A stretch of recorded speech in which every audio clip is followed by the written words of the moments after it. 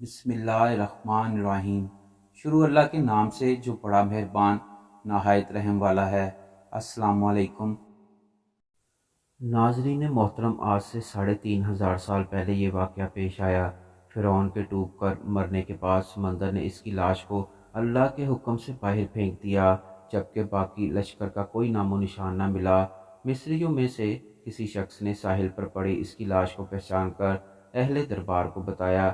فرعون کی لاش کو محل پہنچایا گیا۔ درباریوں نے مسالے لگا کر اسے بڑے شان اور احترام سے تابوت میں رکھ کر محفوظ کر دیا۔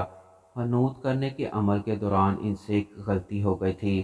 فرعون کیونکہ سمندر میں ڈوب کر مرا تھا اور مرنے کے بعد کچھ عرصے تک پانی میں رہنے کی وجہ سے اس کے جسم پر سمندری نمکیات کی تہ جمی رہ گئی تھی۔ مصریوں نے اس کی لاش پر نمکیات کی وہ تہ اسی طرح رہنے دی۔ وقت گزرتا رہا، زمین آسمان نے بہت سے انقلاب دیکھے جن کی گرد کے نیچے سب کچھ چھپ گیا، حتیٰ کہ فرعونوں کی حنوط شدہ لاشیں بھی زمین کی تہوں میں چھپ گئیں۔ ان کے نام صرف کتابوں میں، ان کی تعمیرات اور لوگوں کے ذہنوں میں رہ گئے۔ اس واقعے کے 2000 سال بعد اس دنیا میں اللہ کے آخری نبی حضرت محمد صلی اللہ علیہ وآلہ وسلم تشریف لائے۔ ان پر نازل ہونے والی آخری کتاب میں فرعونوں کے قصے بڑی تفصیل کے ساتھ بیان کیے گئے تھے، اور اسی سلسلے میں اس فرعون کا جسم محفوظ کرنے کی پابند آیت بھی نازل ہوئی تھی، جس کی سچائی پر سب اہل ایمان کا پختہ یقین تو تھا، لیکن وہ سمجھنے سے قاصر تھے کہ اس خدائی کا دعویٰ کرنے والے کی لاش کہاں محفوظ کی گئی اور کیسے اسے عبرت کا نشانہ بنایا جائے گا۔ 1871 میں مصر کے ایک شہر الغورنیہ سے تعلق رکھنے والے غریب اور معمولی چور احمد عبد الرسول کو فرعون کی حنوط شدہ لاشوں کی طرف جانے والے خفیہ راستے تک رسائی مل گئی۔ احمد عبد الرسول نوادرات چوری کر کے بیچا کرتا تھا۔ ایک دن وہ دریائے نیل کے کنارے کے قریب تبیسا کے مقام پر اسی سلسلے میں پھر رہا تھا جب اسے ایک خفیہ راستے کا پتہ چلا۔ وہاں وہ نوادرات کی چوری کے لیے جگہ کھود رہا تھا کہ اسی دوران اسے کچھ لوگوں نے پکڑ لیا اور پولیس کے حوالے کر دیا۔ وہ جس جگہ کو کھود رہا تھا وہاں سے ملنے والے راستے کی جب مسلسل کھدائی کی گئی، 1891 کو دوسری ممیوں کے ساتھ اسی غرق ہونے والے فرعون کی لاش مل گئی۔ اس کے کفن پر اس کا نام لکھا ہوا تھا۔ ان ممیوں کو ماہرین قاہرہ لے کے گئے، جہاں ان ممیوں کا تفصیل سے جائزہ لیا گیا تو فرعون والی ممی پر جمی نمکیات کی تہ سے تصدیق ہوگی کہ یہ وہی فرعون ہے جسے اللہ نے پانی میں غرق کر کے بدترین انجام سے ہمکنار کیا تھا۔ یہ بہت بڑا واقعہ تھا۔ اس کی تصدیق کے لیے دنیا بھر کے ماہرین آثار قدیمہ اور سائنسدان مصر کی طرف چل پڑے۔ مختلف سائنسی ٹیسٹ کرنے کے بعد دنیا بھر کے سائنسدانوں نے تصدیق کر دی کہ دوسری سب لاشوں کی نسبت صرف فرعون کی لاش پر ہی سمندری نمکیات کی تہ جمی ہوئی تھی۔ اس تصدیق کے بعد اسے فرعون کی لاش قرار دے کر عجائب گھر میں محفوظ کر دیا گیا۔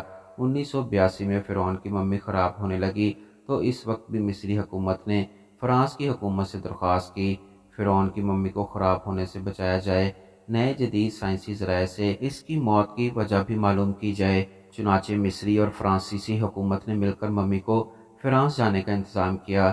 جب فرعون کی لاش کو فرانس پہنچایا گیا تو ایئرپورٹ پر اس دور کے فرانسیسی صدر نے خود حکومت کے اعلیٰ عہدیداروں، وزراء اور فوج کے افسران سمیت فرعون کے استقبال کے لیے موجود تھے۔ فرعون کی لاش کا استقبال کسی عظیم زندہ بادشاہ کی طرح کیا گیا۔ فوجی دستوں نے سلامی دی۔ فرعون کی ممی کو ماہر ڈاکٹروں کی ٹیم کے حوالے کیا گیا۔ اس ٹیم کے سربراہ ڈاکٹر مورس بوکائے نے کی تھی۔ مائکروسکوپ ٹیسٹوں کے ذریعے ممی کے تمام اعضاء کا باریک بینی سے جائزہ لیا گیا تو معلوم ہوا کہ اس کی لاش اور جسم میں سمندری ذرات ابھی تک موجود ہیں اور موت کی وجہ بھی پانی میں ڈوبنے کی وجہ سے ہوئی تھی۔ ایک بادشاہ کی موت پانی میں ڈوبنے کی وجہ سے ہوئی، یہ ڈاکٹر مورس بوکائے کے لیے حیرت کی بات تھی۔ اس نے اس ممی کے بارے میں مزید جاننے کی کوشش کی تو اسے معلوم ہوا کہ اس بادشاہ کی موت کے حالات مسلمانوں کے نبی حضرت محمد صلی اللہ علیہ وآلہ وسلم پر اتری کتاب قرآن پاک میں تفصیل سے درج ہیں۔ اسے علم تھا کہ جہاں سے یہ لاش ملی ہے وہ ایک اسلامی ملک ہے۔ چنانچہ تجسس کے ہاتھوں مجبور ہو کر وہ مصر پہنچا۔ وہ ایک سائنسدان تھا۔ اس نے اس معاملے پر مصر کے ہی ایک سائنسدان سے ملاقات کی۔ اس نے قرآن پاک کی سورہ یونس کی آیت نمبر 90 تا 92 کا ترجمہ لفظ بہ لفظ سنایا۔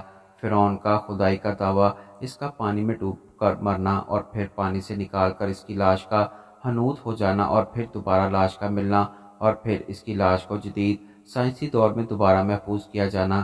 سب کا اشارہ ایک جانب تھا اور بہت واضح تھا، تجھے بعد میں آنے والوں کے لیے عبرت کا نشان بنا دوں گا۔